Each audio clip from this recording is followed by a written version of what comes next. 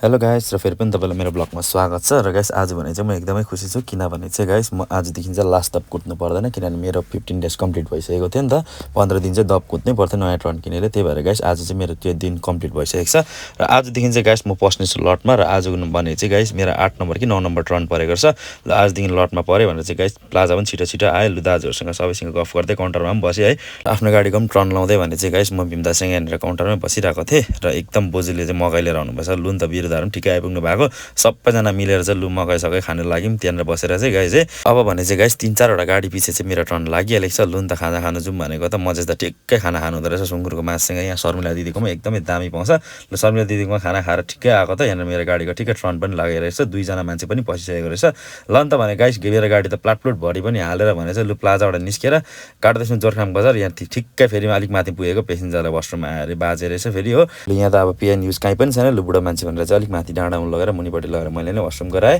र गाइस अहिले भने चाहिँ तपाईँले देख्न सक्नुहुन्छ हामी आइपुगेछौँ नाम्ची बजार हल्का पानी पनि परेको छ एकदम मौसम पनि कुल टाइपको भइरहेको छ ठिकै प्लाजा आइपुगेको लु गाडी त खचखच भइरहेको छ माथि राख्ने जग्गा नपाएर यतापट्टि राखिराखेँ मैले चाहिँ गाडी है आधा घन्टा 45 मिनट बसेर चाहिँ भने चाहिँ गाइस मेरो गाडीको टर्न लाग्ला जस्तो भएर यहाँनिर छेउमा ल्याएर तेर्सो पारेँ जग्गा खाली भएर र देख्न सक्नुहुन्छ सुदन दाजुको यहाँ युट्युबमा ब्लग छ एकदम मजाले 2जना गाडीको एलसिडीमा युट्युबमा सुदन दाजुको च्यानल लगाएर भने चाहिँ 2जना भिडियो हेर्न थाल्यौँ र तपाईँले देख्न सक्नुहुन्छ मेरो गाडीको टर्न लागिसकेको छ र यहाँनिर 105 हाम्रो सवारी नाम्ची टु जोरथाङ देखेर म त छक्कै नै पर्छु एकदम दामी स्याहार राख्नु भएको छ दाजुले भने चाहिँ गाइस चाहिँ र ठिकै मेरो मान्छे पनि भरेछ लु अब भने चाहिँ गाइस म पनि प्लाजाबाट निस्किसकेँ आज भने चाहिँ एकदमै बेलामै जोरथाङ पुगिने भयो किनभने दब ट्रन हुँदा त ढिलो ट्रन लाग्थ्यो ढिलो नै पुगे हुन्थ्यो नि त र आजदेखि चाहिँ एकदम लटमा पसिसकेको छु गाइस र एकदम खुसी भएर गाइस म चाहिँ जोरथाङ अहिले भने चाहिँ आइपुगिसकेको छु र पेसेन्जरलाई झाडेर गाडी यहाँनिर प्लाजामा पार्किङ गरिराखेर लागे म दरबार पेपर किन्नु किनभने मेरो यहाँनिर एग्रिमेन्ट बनाउनै पर्ने थियो नि त ट्रन किनेको सबै ड्राइभरलाई सिग्नेचर गराउनु पर्ने हुन्छ ठिकै किनेर आएर काउन्टरमा आएको मात्रै ठिक्कै मैले लोकल पाएँ गाइस हाम्रो गाउँ जाने सालघारीपट्टिको है र आज त राम्रो नै भयो लोकल पनि उकाल जाँदा मजाले पाएँ है यहाँ पिके इन्टरप्राइजमा आएर भने चाहिँ गाइस प्लाई लोड गरेर 5जना मान्छे हालेर भने चाहिँ लाग्यो म आफ्नो घरतर्फ आजको भिडियो भने के कस्तो लाग्यो गाइस लाइक कमेन्ट गर्नु नभुल्नु होला र भेट्दैछु फेरि पनि नेक्स्ट ब्लगमा।